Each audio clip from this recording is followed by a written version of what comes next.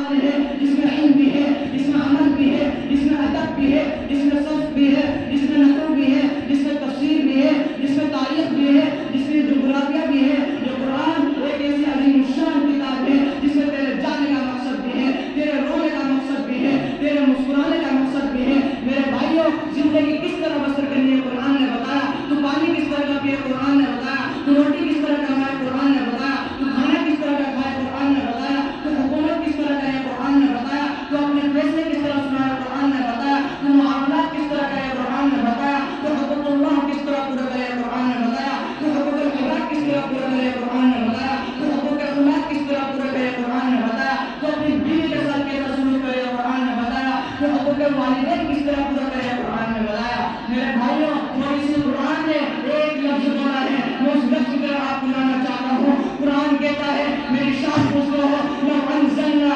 هذا القرآن على جبل لرأيته خاشعا متصدعا من خشية الله.